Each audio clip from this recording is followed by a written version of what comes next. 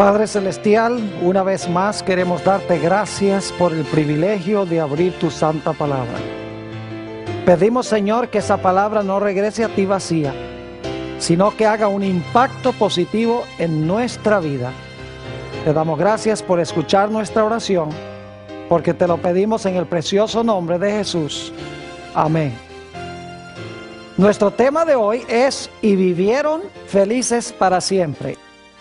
Quiero darle una cordial bienvenida a todos los que nos acompañan y también a aquellos que están con nosotros a través de la pantalla de la televisión vía satélite en diferentes sitios de habla hispana del mundo. Estamos muy contentos de que nos estén acompañando en nuestro tema de hoy. Vamos a comenzar nuestro estudio directamente en el primer relato de la creación, en Génesis, el capítulo 1. Y como hemos repasado esto antes, no necesitamos leer todos los versículos, solamente voy a compartir con ustedes algunos de los conceptos que tenemos en Génesis, el capítulo 1. Cada día de la creación, durante los primeros 6 días, Dios habló y las cosas existieron. Nos dice también que después de cada día, Dios vio lo que había hecho y era bueno. Ahora, en Génesis el capítulo 1 no se explica cómo hizo Dios al hombre. Dice que Dios habló toda la existencia, pero no nos explica cómo fue que Dios hizo al hombre. Es más, en Génesis 1:27, si van un momento conmigo allí, Génesis el capítulo 1 y el versículo 27, sencillamente nos dice que Dios creó al hombre y a la mujer. Dice: y creó Dios al hombre a su imagen, a imagen de Dios lo creó, varón y hembra los creó. No dice allí cómo fue que Dios los creó. Sencillamente nos dice que Dios los hizo. Finalmente, cuando Dios terminó su obra de creación, dice que vio todo lo que había hecho y era bueno en gran manera. Pero todavía queda la pregunta: ¿cómo fue que Dios hizo al hombre y a la mujer? Todo lo demás lo habló a la existencia. ¿Será que habló a la existencia Adán y Eva? Obviamente la respuesta bíblica es que no. Porque en el capítulo 2 de Génesis tenemos un segundo relato de la creación. Y el propósito de este segundo relato es añadir detalles que no estaban presentes en el relato de Génesis, el capítulo 1. Es decir, en Génesis, el capítulo 2, se va a explicar algunas cosas que no están explicadas en la secuencia de Génesis, el capítulo 1. Ahora, noten Génesis 2 y el versículo 7 sobre la forma en que Dios formó al hombre. Estamos hablando ahora del varón, de Adán. Dice allí: entonces Jehová Dios formó al hombre del polvo de la tierra y sopló en su nariz aliento de vida, y fue el hombre un ser viviente. El hombre fue creado diferente que todo lo demás en la semana de la creación, porque todo lo demás lo habló Dios a la existencia. Mientras que en Génesis 2:7 dice que Dios tomó polvo, barro, y con sus propias manos formó al hombre, respiró su aliento en ese cuerpo inerte, y el hombre, es decir, el varón, llegó a ser un alma viviente. Ahora, inmediatamente nos preguntamos cómo fue creada la mujer. Si Adán fue creado, formado con las manos de Dios, ¿cómo fue que fue creada la mujer? Bueno, necesitamos ir a Génesis, el capítulo 2, y empezando en el versículo 18. Vamos a pasar un tiempo aquí en Génesis 2, 18 en adelante. Dice allí, hablando de la creación de la mujer, ahora escuchen qué interesante. Y dijo Jehová Dios: no es bueno que el hombre esté solo, le haré ayuda idónea para él. Qué extraño esto. Cada día de la creación dice que Dios vio que lo que había hecho era bueno. Pero ahora el sexto día, después de crear a Adán, después de crear al hombre del polvo de la tierra, de repente dice Dios, hay algo aquí que no está ¿qué? Algo que no está bueno. No es bueno que el hombre esté solo. Le voy a hacer una ayuda idónea. Ahora, esa expresión, ayuda idónea, significa que Dios le va a hacer un complemento. Le va a hacer alguien que corresponde a él. Le va a hacer otro yo que va a completar al hombre. Es decir, Dios está diciendo, el hombre sin la mujer está incompleto, necesita un complemento, necesita una ayuda idónea. Y por lo tanto, ahora Dios va a resolver el problema porque el hombre existe, pero la mujer no existe. ¿Ven que en Génesis 2 Dios está explicando cómo fue que hizo la obra que se menciona en Génesis? Génesis 1 sencillamente dice que Dios hizo varón y hembra, no dice cómo. Génesis 2 dice que Dios tomó polvo, hizo al varón, y luego entonces nos va a explicar cómo fue que Dios hizo a la mujer. Noten nuevamente lo que dice en Génesis, el capítulo 2, siguiendo nuestro estudio, y el versículo 19. Dice allí, en Génesis 2 y el versículo 19, Jehová Dios formó pues de la tierra toda bestia del campo y toda ave de los cielos, y ahora escuchen, y las trajo a Adán para que viese cómo las había de llamar. Y todo lo que Adán llamó a los animales vivientes, ese es su nombre. Es decir, Dios trae, después que crea a Adán, Dios trae a todos los animales a Adán para que Adán nombre los animales. Ahora, Dios tuvo un propósito en hacer esto. Cuando vienen los animales, Adán se da cuenta que cada animal tiene su pareja. Cada animal tiene su complemento. Es decir, cada animal tiene su otro yo, por así decirlo. Cada varón tiene su hembra. Y por lo tanto, Adán ahora se siente solo. Él dice, no hay un complemento para mí. No hay nadie que se parezca a mí. Todos los animales tienen su complemento, pero yo no lo tengo. Y Dios ya ha dicho, esto no está bueno. Así que ahora Dios va a desempeñar la primera anestesia de la historia. Vamos a leer el versículo 20 y luego seguimos al 21. Y puso Adán nombre a toda bestia y ave de los cielos y a todo ganado del campo. Mas para Adán no se halló ayuda idónea para él. Y dice en el versículo 21, entonces Jehová Dios hizo caer sueño profundo sobre Adán. Fíjense que es una anestesia que Dios está desempeñando aquí. Y dice, y mientras éste dormía, tomó una de sus costillas y cerró la carne en su lugar.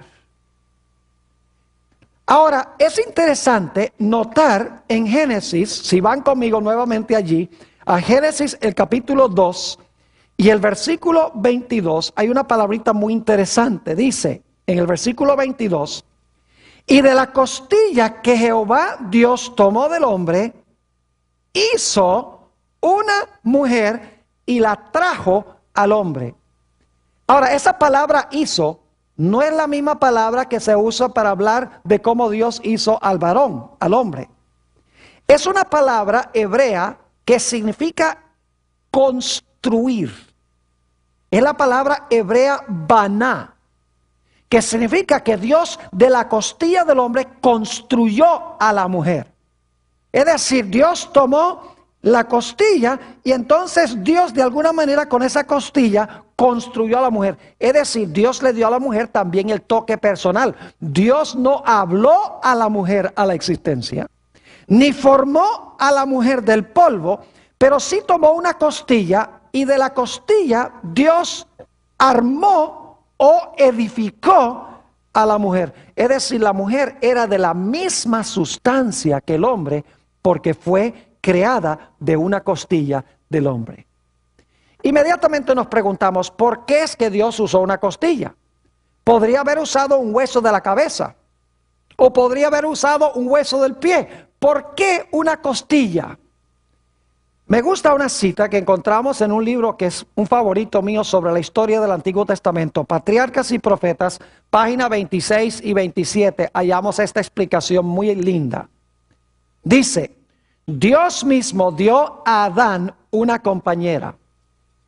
Le proveyó de una ayuda idónea para él. Alguien que realmente le correspondía. Una persona digna y apropiada para ser su compañera. Y que podría ser una sola carne con él en amor y simpatía. Eva fue creada del costado de Adán. Este hecho significa que ella no debía dominarle como cabeza. Por eso no sacó un hueso de la cabeza. Ni tampoco debía ser humillada y hollada bajo sus plantas como ser inferior. Por eso no sacó el hueso del pie. Sino que más bien debía estar a su lado como su igual, para ser amada y protegida por él. Siendo parte del hombre, hueso de sus huesos y carne de su carne, era ella su segundo yo, y quedaba en evidencia la unión íntima y afectuosa que debía existir en esta relación. Sacó un hueso de muy cerca del corazón del hombre, porque ese es el lugar que Eva debía ocupar en relación con Adán. Ahora, otro dato interesante, y ya leímos el texto, pero quiero recalcarlo de nuevo, es que en Génesis 2 y el versículo 22, nos dice en la última parte del versículo, que Dios trajo a Eva al hombre. Quiero que noten que Adán no se va casando una mujer, casando con Z. No va en busca de una mujer. No va en busca de una pareja. Dios le hace su pareja y Dios la trae a donde está Adán. Eso tiene una lección muy grande. Y es que si nosotros tenemos paciencia, si no estamos casados y tenemos paciencia y escuchamos la voz de Dios, Dios nos va a presentar delante de nosotros quién es la persona con quien Él quiere que nosotros nos casemos. Es decir, Dios va a traer a la persona, nosotros no tenemos que ir de cacería a buscarla.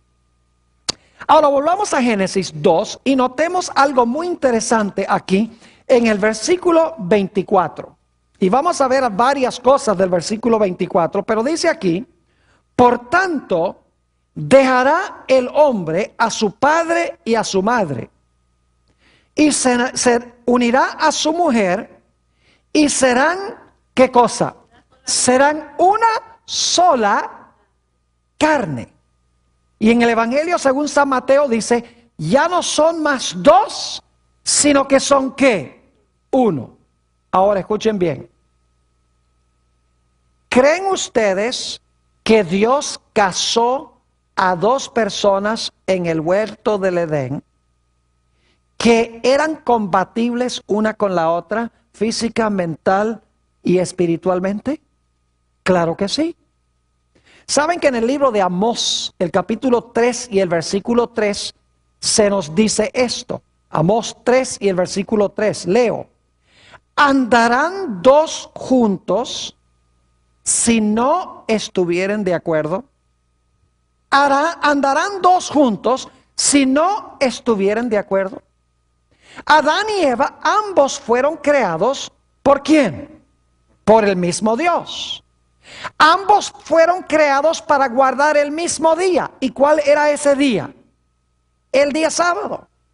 Imagínense ustedes cómo hubiera sido si Adán hubiera dicho, bueno, yo voy a guardar el sábado, pero Eva hubiese dicho, yo voy a guardar el domingo. Hubiera sido un problema. No hubieran sido uno, sino que hubieran sido ¿qué? Hubieran sido dos. Si hubieran tenido diferentes prácticas religiosas y diferentes creencias religiosas, ¿cómo se podría decir que eran una sola carne? Es decir, Dios hizo, escuchen bien, el matrimonio originalmente entre creyentes. Gente compatible religiosa y espiritualmente. No cada uno por su lado. Y saben que el resto del libro de Génesis nos indica que era el plan de Dios de que el matrimonio fuese entre personas que tienen la misma persuasión o práctica religiosa. Porque no pueden ser una carne si tienen dos diferentes religiones y dos diferentes formas de pensar espiritualmente. Por eso el matrimonio debe ser entre creyentes, gente que tiene las mismas prácticas y las mismas creencias religiosas. Por ejemplo, cuando se iba a casar Isaac, Abraham mandó a Eliezer a buscarle una esposa entre el pueblo de Dios. Ustedes pueden leer eso en Génesis 24:3. Dios le dijo a Eliezer a través de Abraham: mira, no busques una mujer entre las cananeas para Isaac. Busca una mujer entre el pueblo de Dios. Lo mismo cuando Isaac le dijo a Jacob, cuando Jacob se fue de su casa: no tomes mujer de entre las cananeas. Es decir, cásate con una que pertenece al pueblo de Dios. Por el otro lado, Esaú, el hermano de Jacob, a él no le importaba lo que decía su padre. Es más, Génesis el capítulo 36 dice que su padre le dijo a Esaú: mira, no tomes mujeres de Canaán. Y Esaú dijo: yo voy a tomar mujeres de Canaán si yo quiero. Y desobedeció a su padre y su vida fue un desastre. Es decir, el libro de Génesis nos demuestra que era el plan de Dios de que un individuo se casara con otra persona que fuera de la misma fe, de la misma creencia. Es decir, que fueran uno en ese sentido. El apóstol Pablo también recalca este punto en el Nuevo Testamento. 1 Corintios 7 y el versículo 39. 1 Corintios 7, 39. Dice el apóstol San Pablo, escuchen bien: la mujer está ligada por la ley mientras su marido vive. Pero si su marido muriere, libre es para casarse con quien quiera. Pero ahora escuchen esto: con quien quiera, con tal que sea en el Señor. Es decir, si su esposo muere, se puede casar de nuevo, pero tiene que ser en el Señor. Es decir, tiene que ser con un creyente. El apóstol San Pablo en 2 Corintios 6 y el versículo 14 nos dice también, y estas son palabras muy bien conocidas. 2 Corintios 6, 14. No os unáis en yugo desigual con los incrédulos. Porque ¿qué compañerismo tiene la justicia con la injusticia? ¿Y qué comunión tiene la luz con las tinieblas? En otras palabras, no se debe una persona unirse en yugo desigual con un incrédulo, alguien que es de una fe distinta, porque las creencias y prácticas van a ser diferentes. Cuando yo aconsejo parejas antes del matrimonio, quiero decirles que siempre tomo en cuenta este aspecto, si son de la misma fe, porque he visto muchos casos a donde se casa un joven con una dama y dicen: no, el amor cubre una multitud de errores, y se casan y es un desastre. Así que cuando yo aconsejo a una pareja que son de una religión distinta, yo les hago algunas preguntas, les digo: ¿en qué religión van a criar a sus hijos? Porque eso es una fuente de contención. Les digo: ¿cuándo y a dónde van a asistir a la iglesia? ¿Qué van a comer? Porque, por ejemplo, las prácticas de los adventistas en el comer son diferentes que las prácticas de los no adventistas. Les pregunto: ¿qué clase de recreación? ¿En qué clase de recreación van a participar? Les pregunto: ¿van a bailar? ¿Van a beber? ¿Van a ir al cine? Prácticas que no siguen los adventistas y que no deben seguir las personas que están en armonía con el Señor. Les pregunto: ¿cómo pueden ser uno y tener todo diferente? ¿Quiénes van a ser sus amistades? ¿Van a tener las mismas amistades cuando pertenecen una persona a una iglesia y otra persona a otra iglesia? Siempre traigo a colación estas cosas porque en el matrimonio llegan a ser un problema grande. Y en el matrimonio los problemas no se vuelven menores, sino que se vuelven mayores cuando no se resuelven esos problemas en el tiempo del noviazgo. Así que el matrimonio debe ser entre creyentes, entre personas que están espiritualmente afines, porque la Biblia dice que Dios creó al hombre y la mujer y llegaron a ser ¿qué? Uno. Si cada uno se va por su lado en su religión, su creencia, sus prácticas, ¿cómo pueden ser uno? Ahora, otro aspecto importante del matrimonio es que el matrimonio en la Biblia debe ser heterosexual.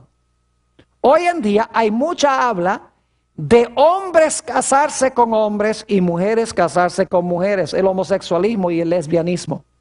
Les aseguro que el libro de Génesis nos dice que el plan original de Dios era que el matrimonio fuese heterosexual, es decir, entre un hombre y una mujer. Ya vimos en Génesis 1:27, si van conmigo allí otra vez, Génesis el capítulo 1 y el versículo 27, que Dios creó varón y hembra. Dice allí, y creó Dios al hombre a su imagen, a imagen de Dios lo creó, varón y hembra ¿qué? Varón y hembra los creó. Y luego Dios les dijo que fructificaran y multiplicaran y llenaran la tierra. Yo pregunto, cuando se casa un hombre con un hombre, ¿pueden fructificar y multiplicar la raza? No. Cuando se casa una mujer con una mujer, ¿pueden fructificar y multiplicar la raza? Claro que no. Así que Dios hizo un hombre y una mujer para multiplicar y fructificar la raza. Noten también Génesis 2, 22 y 23. Ya leímos en otro contexto. Dice allí, y de la costilla que Jehová Dios tomó del hombre, hizo una ¿qué? Mujer. Y la, femenino, la trajo al hombre. Dijo entonces Adán, esto es ahora hueso de mis huesos y carne de mi carne. Esta será llamada ¿qué? Varona, no varón, varona, porque del varón fue ¿qué? Fue tomada. Yo pregunto entonces, según el plan original de Dios, ¿el matrimonio debía ser heterosexual? Claro que sí. Además de eso, dice en Génesis 2 y el versículo 24, que ya vimos, por tanto dejará el hombre a su padre y a su madre, ¿y qué? Y se unirá a su mujer. No dice que dejará padre y madre y se unirá con un hombre. Dice, dejará a su padre y a su madre y se unirá a su ¿qué? A su mujer. Saben que aunque no tuviéramos el libro de Génesis, sabríamos que el matrimonio debe ser entre un hombre y una mujer por la fisiología misma. Porque fisiológicamente el hombre y la mujer están hechos para tener relaciones sexuales, uno con el otro. No un hombre con un hombre y una mujer con una mujer. Biológicamente, fisiológicamente, se nota que el plan del matrimonio debe ser ¿qué? Debe ser heterosexual. Pero ¿saben que Génesis también nos indica que el matrimonio debe ser monógamo? Es decir, solamente debemos casarnos con una persona, según el libro de Génesis. El matrimonio debe ser monógamo. Noten lo que dice nuevamente en Génesis, el capítulo 2, y noten el versículo 24. Por tanto dejará el hombre a su padre y a su madre, y se unirá a sus mujeres. Eso es lo que dice. Dice, se unirá a su ¿qué? Se unirá a su mujer, dice allí. Dicho sea de paso, el apóstol San Pablo en el Nuevo Testamento, en Efesios 5 y el versículo 33, Efesios 5 y el versículo 33 nos da el mismo consejo. Dice allí, por lo demás, cada uno de vosotros ame también a sus mujeres. No, dice, ame también a su mujer como a sí mismo, y la mujer respete a sus maridos. ¿Eso dice respete a sus maridos? No, dice respete a su ¿qué? A su marido. Es decir, el matrimonio como fue hecho por Dios fue monógamo. Un hombre con una mujer. Dicho sea de paso, en Génesis hay dos individuos muy ilustres que fueron monógamos. Tenemos a Isaac, que fue monógamo, tuvo una sola esposa. En una cultura a donde los hombres acostumbraban a tener múltiples esposas. Y además de eso, Noé y sus 3 hijos eran monógamos también. Se casaron con una sola mujer, tal cual Dios lo había mandado. Alguien podría decir, pero Pastor Bor, en el Antiguo Testamento muchas personas se casaban con múltiples mujeres. Así que debe estar bien. Ahora yo quiero que ustedes lean las historias a donde los hombres se casaron con múltiples mujeres. Fue un desastre. Por ejemplo, la casa de Jacob. Él se casó con 2 esposas y 2 concubinas. Y las esposas y las concubinas estaban peleando todo el tiempo. Y los hijos peleando también, de una madre y de las concubinas, unos con otros, peleando. No había paz en la casa. Además de eso, Abraham tuvo a Sara y tuvo a Agar. Y Agar y Sara vivían agarradas todo el tiempo, peleando. Y los 2 hijos como resultado también, Isaac e Ismael, peleando. Es decir, esto demuestra que aunque practicaban la poligamia no era aceptada por Dios. Así que el matrimonio debe ser heterosexual, debe ser entre creyentes y debe ser monógamo, según el testimonio del libro de Génesis. Ahora debemos hablar de otro aspecto del matrimonio. ¿Quién es la cabeza de la casa en el matrimonio? Ahora vamos a entrar en un terreno un poco peligroso, porque hoy en día la gente no quiere seguir el plan de Dios en el matrimonio. Permítame no hablar del matrimonio primero, sino hablar sobre la relación entre Dios el Padre y su Hijo Jesucristo. En San Juan 10 y el versículo 30, el Señor Jesucristo dijo esto. San Juan 10:30. Yo y el Padre, uno somos. Había unidad entre Dios el Padre y su Hijo Jesucristo. Había unidad, eran uno. ¿Eran iguales? Claro que eran iguales. Pero ahora yo quiero que ustedes noten 1 Corintios 11 y el versículo 3. Aunque Jesús dice, yo y el Padre uno somos. Y fíjense que eso se parece mucho a la terminología de Génesis, donde dice que Adán y Eva llegaron a ser ¿qué? Uno. Jesús dice, yo y el Padre ¿qué? Uno somos. Pero ahora escuchen lo que dice 1 Corintios 11 y el versículo 3. Pero quiero que sepáis que Cristo es la cabeza de todo varón. Y ahora escuchen esto. Y el varón es la cabeza de la mujer. Y Dios la cabeza de ¿quién? De Cristo. Yo pregunto, ¿el Padre es la cabeza de Cristo? Claro que sí. ¿Por eso Cristo es inferior al Padre? No, porque Jesús dijo ¿qué? Yo y el Padre uno somos. Ahora lo mismo sucede en el matrimonio. ¿Quién debe someterse a quién en el matrimonio? Dice el apóstol San Pablo, el varón es la cabeza de ¿quién? La cabeza de la mujer. Es decir, la mujer en el matrimonio debe sujetarse y someterse a su marido. Y yo sé que no es popular decir esto hoy en día, pero fíjense que aunque la esposa debe someterse al marido, ¿significa por eso que la mujer es inferior al hombre?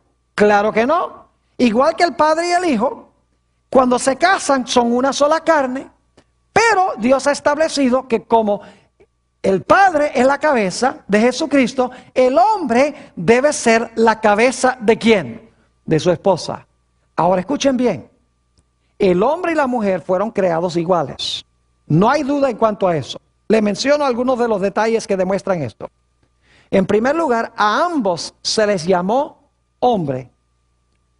Según Génesis 5 y el versículo 2 y 3, los dos, tanto hombre como mujer, se llamaban hombre o humanidad. Y luego había la distinción de hombre y mujer. Ambos fueron creados a la imagen de Dios. Ambos se les dio el mandato de ejercer dominio sobre la tierra. A ambos se les dio de parte de Dios la bendición. A ambos se les dio el mandato de fructificar y multiplicar y llenar la tierra. Y ambos fueron hechos de la misma sustancia material. Adán de la tierra y Eva de la costilla que vino de la tierra. Es decir, son de la misma sustancia, son iguales. Pero Dios creó a Adán para ser la cabeza de Eva. Es decir, él debía ser la cabeza de su esposa, de la mujer. Y ustedes dicen, ¿cómo sabemos eso?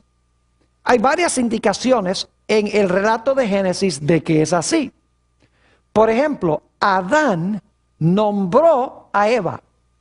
Y en la Biblia, el que nombra tiene autoridad sobre el que es nombrado.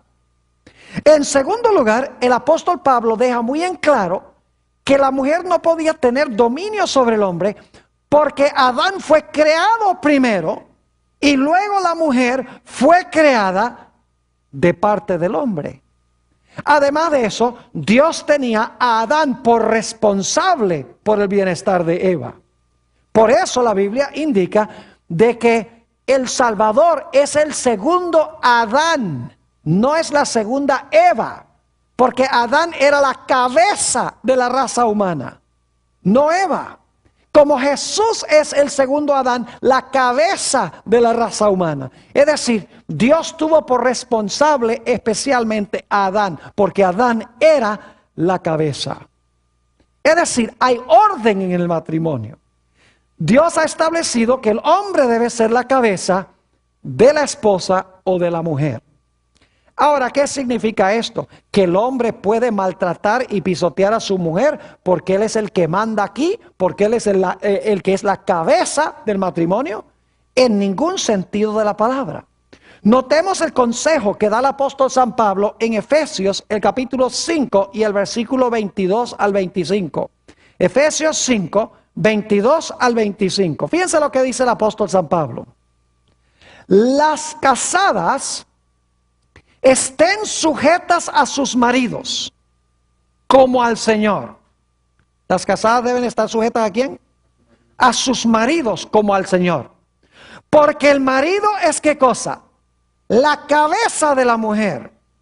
Así como Cristo es la cabeza de la iglesia, la cual es su cuerpo y Él es su Salvador. Así que como la iglesia está sujeta a Cristo, así también las casadas lo estén a sus maridos en todo. Es decir, las esposas deben estar sujetas a sus maridos porque los maridos son la cabeza. Pero luego noten lo que dice el apóstol San Pablo. Dice, maridos, amad a vuestras mujeres, así como Cristo amó a la iglesia y se entregó a sí mismo por ella. No es difícil sujetarse cuando el esposo ama. Pero cuando el esposo maltrata y pisotea, es bien difícil para la esposa sujetarse al marido. Es decir, Dios ha dicho, esposas, sujétense a su marido como la cabeza, pero esposos, no pisoteen ni maltraten a sus esposas porque tienen esa posición de dominio. En otras palabras, como el Padre y el Hijo son uno, pero el Padre es la cabeza de Jesús y el Padre ama a Jesús. De la misma manera, el hombre y la mujer, cuando se casan, llega a ser una carne, es decir, son iguales, pero el hombre es la cabeza y debe amar a su esposa o debe amar a su mujer. El apóstol San Pablo en Efesios 5 y el versículo 33, dice esto: por lo demás, cada uno de vosotros ame también a su mujer como a sí mismo, y la mujer respete a su marido. Esa palabra respete es la palabra griega temor. Significa más bien reverenciar a su marido. Reverenciar no como a Dios, sino tener un alto grado de respeto para con su marido, y el marido amar a su esposa. Ahora quisiera leerles una cita muy interesante que encontramos en el libro Patriarcas y Profetas, que ya le mencioné, la página 42 y 43, sobre este asunto. Cuando Eva se separó de su esposo y actuó independientemente sin consultar a su esposo. Dice, junto a su esposo, Eva había sido perfectamente feliz en su hogar edénico. Pero a semejanza de las inquietas Evas modernas, se lisonjeaba con ascender a una esfera superior a la que Dios le había asignado. Es decir, ella no estaba conforme con que fuera Adán la cabeza. Dice, yo puedo también ser la cabeza. Sigue diciendo, en su afán de subir más allá de su posición original, descendió a un nivel más bajo. Resultado similar alcanzarán las mujeres que no están dispuestas a cumplir alegremente los deberes de su vida de acuerdo al plan de Dios. En su esfuerzo por alcanzar posiciones para las cuales Dios no las ha preparado, muchas están dejando vacío el lugar donde podrían ser una bendición. En su deseo de lograr una posición más elevada, muchas han sacrificado su verdadera dignidad femenina, la nobleza de carácter, y han dejado sin hacer la obra misma que el cielo les señaló. Es decir, Dios le ha dado a la mujer una posición y un trabajo especial. Y cuando la mujer procura ascender y ocupar otro lugar que Dios no le ha dado, el hogar sufre. Y como resultado hay caos y hay desorden.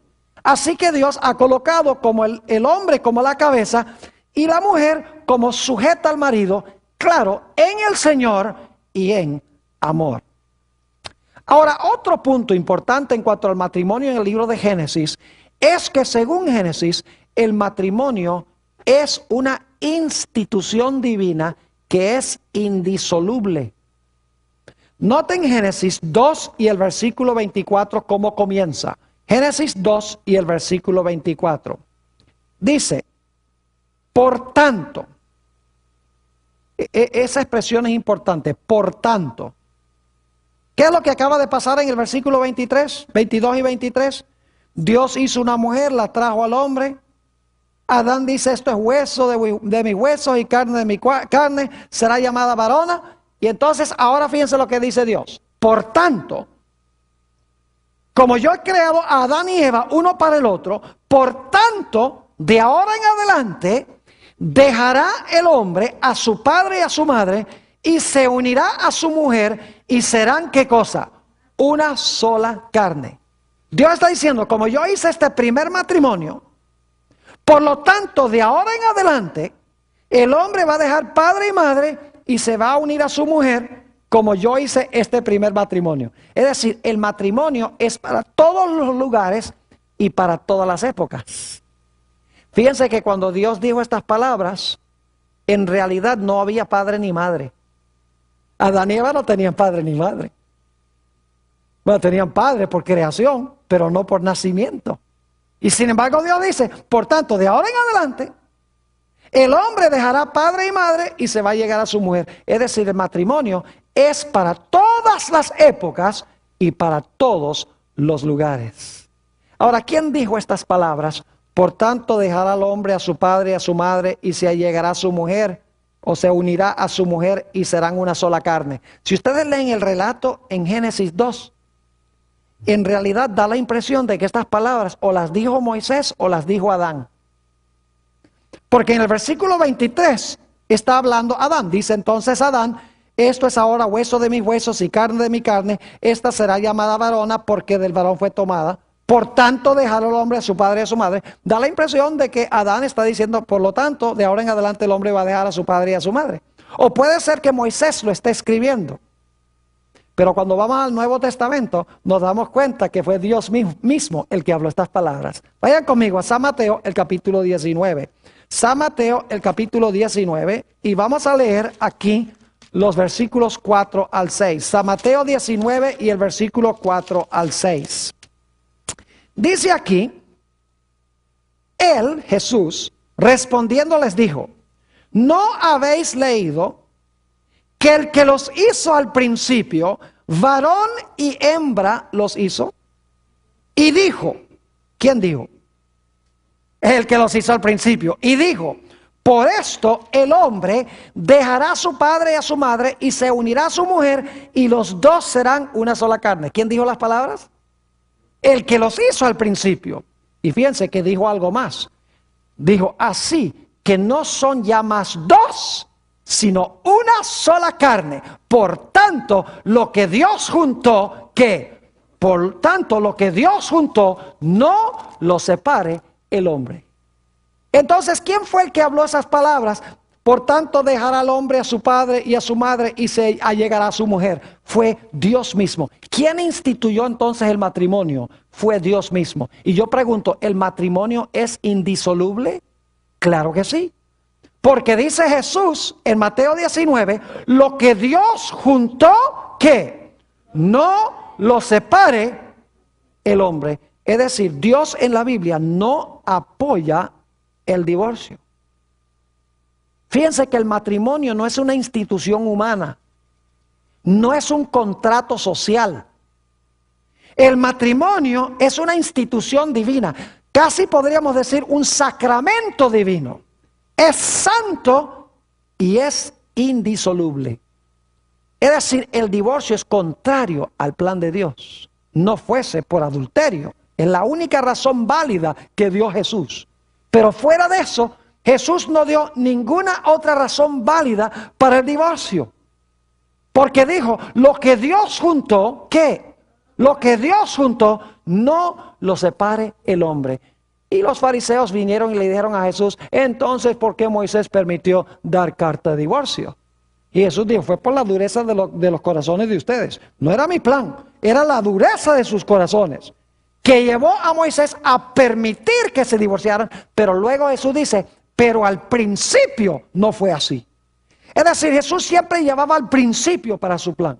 La dieta original, el sábado original. Y aquí el plan original para el matrimonio. En este clásico, Patriarcas y Profetas, página 27, encontramos estas hermosas palabras. Dios mismo celebró la primera boda. De manera que la institución del matrimonio tiene como su autor al creador del universo. El matrimonio tiene como su autor, ¿qué cosa? Al creador del universo. No es un contrato social, no es un juego, donde se entra y si no funciona, nos separamos, nos divorciamos, como las estrellas de Hollywood, nos casamos 5 veces, 7 veces, 10 veces. No, el matrimonio no es un juego, es un sacramento divino que Dios ha establecido, que es indisoluble. Ahora, lo interesante es que en la creación Dios hizo otra institución. No solamente hizo Dios el matrimonio, sino que Dios también hizo otra institución muy importante. Y es la institución del Santo Sábado. Lo hizo en la misma creación. Es más, en Éxodo, el capítulo 20 y el versículo 11, después que Dios dice que debemos trabajar 6 días y reposar el séptimo, Dios dice, por esto, por tanto, Dios te mandó a ti que trabajes 6 y que descanses, ¿qué cosa? Y que descanses el séptimo. Es decir, Dios hizo en la creación 2 instituciones que son de origen divino. En primer lugar, el matrimonio y en segundo lugar, el Santo Sábado. Y saben ustedes que Satanás está procurando destruir ambas instituciones. Está usando a la gente irreligiosa. Está usando a los cristianos de tendencia liberal para tratar de redefinir y cambiar el significado del matrimonio.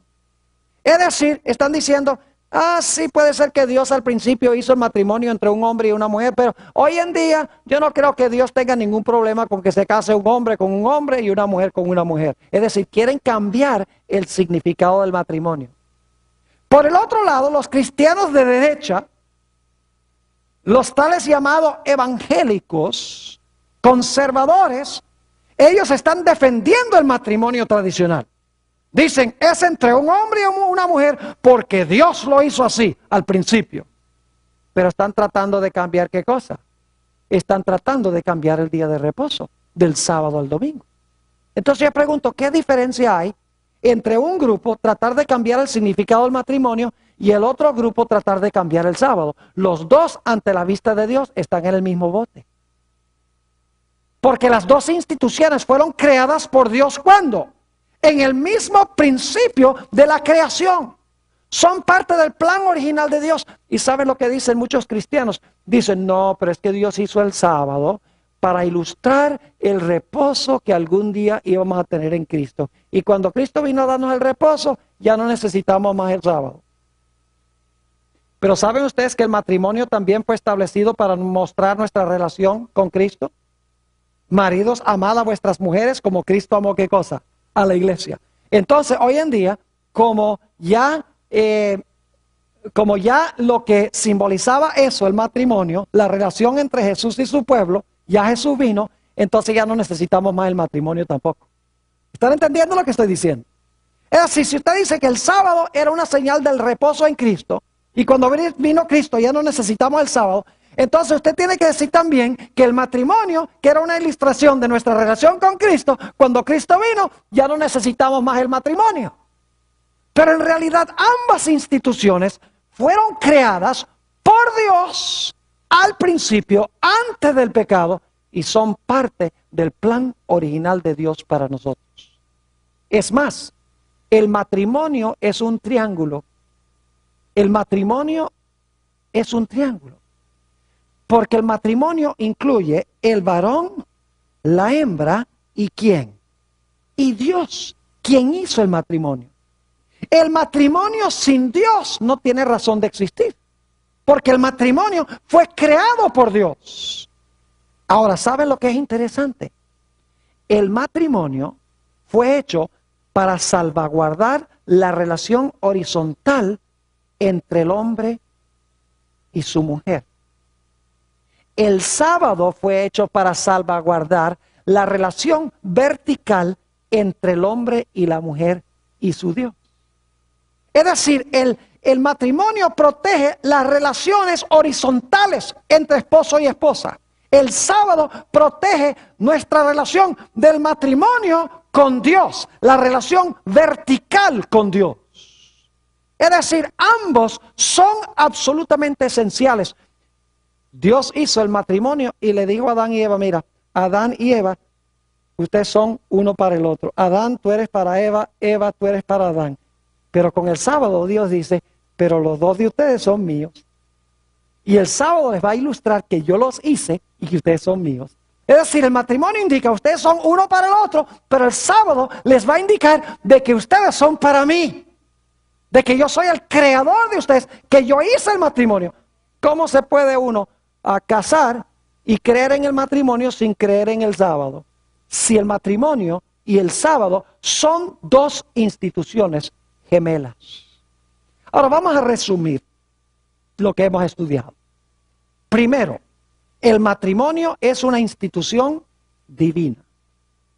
En segundo lugar, el matrimonio fue hecho para todos los tiempos y todos los lugares. Por eso Dios dijo, por tanto, desde este momento en adelante, yo hice el primer matrimonio, por tanto, dejará al hombre de ahora en adelante a su padre y a su madre, cuando tengan padre y madre, y se allegará a su mujer. En tercer lugar, el matrimonio es indisoluble. Lo que Dios juntó, no lo separa el hombre. En cuarto lugar, el matrimonio debe ser monógamo, entre un hombre y una mujer. Luego encontramos que el matrimonio debe ser heterosexual, no solo entre un hombre y una mujer, sino que debe ser masculino y femenino. Nos hemos dado cuenta que el matrimonio debe ser entre dos personas de la misma creencia, de la misma fe. Nos hemos dado cuenta que el matrimonio tiene cierto orden o cierta jerarquía que Dios ha establecido. El hombre, el esposo, es la cabeza del hogar. La esposa debe someterse al marido, pero el marido debe amar a su mujer. La razón por la cual hoy en día las mujeres se rebelan contra sus esposos es porque los esposos se convierten en dictadores. Y entonces las mujeres quieren librarse de la dictadura. Pero si en realidad en el matrimonio se respetara el orden y el hombre fuera la cabeza en amor, la esposa no tendría ningún problema en someterse al marido, al sabio consejo y al sabio liderazgo del marido. Nos hemos dado cuenta que también el diablo odia el sábado y el matrimonio. ¿Han visto ustedes hoy en día lo que ha pasado con el matrimonio? Es increíble las aberraciones que han aparecido. Y saben que estas aberraciones se mencionan en el libro de Génesis. Permítame mencionarlos brevemente. En el libro de Génesis se habla del incesto. Lot con sus dos hijas. Rubén con la concubina de su padre. Eso se encuentra en Génesis 19 y Génesis 35. Una aberración contra el matrimonio. En Génesis se habla del adulterio. Recuerden que la esposa de Potifar quería tener relaciones con José. Génesis 39:9. Romper el vínculo matrimonial. En Génesis se habla de la fornicación, que es relaciones sexuales entre solteros. El caso de Siquem y Dina, que se menciona en Génesis, el capítulo 34.